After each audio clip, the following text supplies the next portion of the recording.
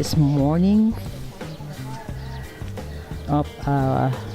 every morning that's how Laos or Thai people always do. So every morning they always blessing, giving food to a monk. That's our culture. Just every morning.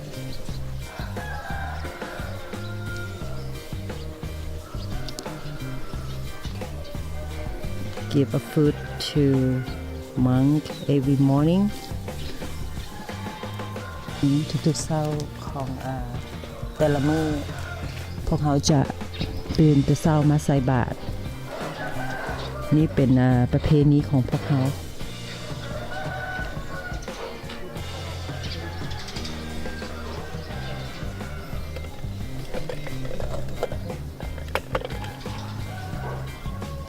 แชมเปญนี่ good boy เด้แชมเปญนี่ตื่นแต่เช้ามาใส่บาตรกับป้าลูกก็อธิษฐานให้ลูกเรียนหนังสือเก่งๆเงินบ่และบ่ให้ขี้ดื้อเงินบ่เป็นหลานเป็นลูกที่ดีของพ่อของแม่ของป้าของแม่เฒ่าโอเค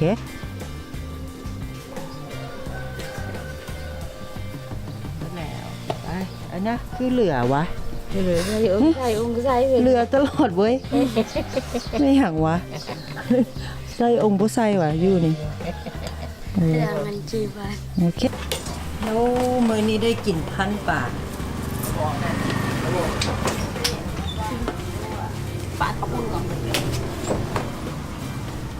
พันป่าซาวังบ่ต้องมาใกล้บ่แม่นของเจ้าออกไปโอ้ยแม่ก็จะตีมันแฮงอยู่เจ้าก็ได้เนาะไม่วนมันก็บ่ได้วนแฮงเว้าดีๆนะมันก็ได้แต่เบิ่งเด้อมันแหลนใส่ดิแผ่นไปนั่งแผ่นเมี่ยงยังอยู่บ่แผ่นห่อน่ะยังยุเห็นอยู่บ่พันป่าของแทบผักสด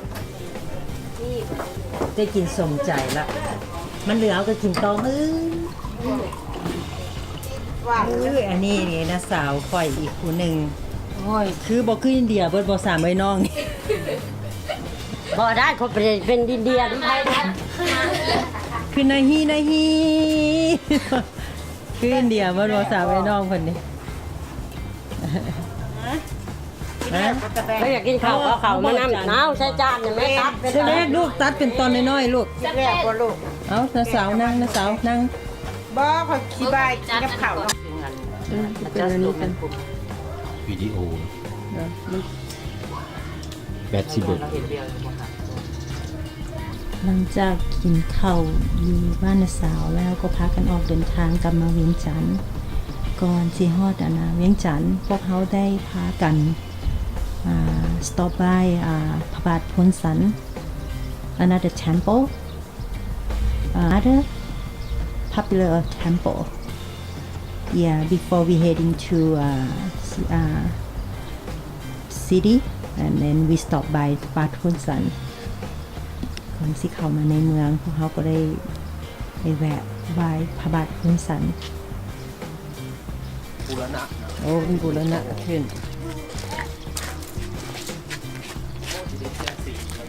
งามไหมเนาะโอ้ยอย่าเสียงดูดบ้าได้3โมแม่ลูกบ้าอันนี้ก็อยากเสียงแต่ซีบ้าอันนี้ก็ได้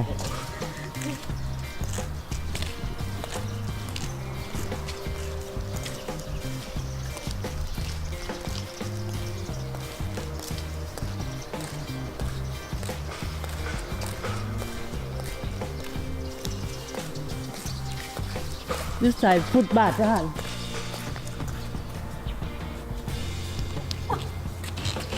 อย่าทายฉันบอกอยู่ใส่ฟุตบาทเทพัดที่ใส่ฟุตบาทโอ้ยได้หันวะอยู่ได้หันวะโอ้ยคนไทยเอาคนผู้เดียวคนบ่ไทยเอาเฮาเซลฟี่เนาะไหนก็ยังไงค่อยบ่ได้ถ่ายเอาไปเช่าได้นะไปถ่ายไปนั่นเข้าไป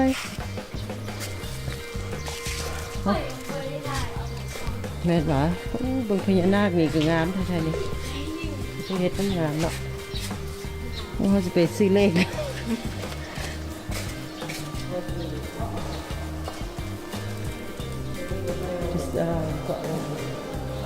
บาทโพนสันBuddha feet no Buddha foot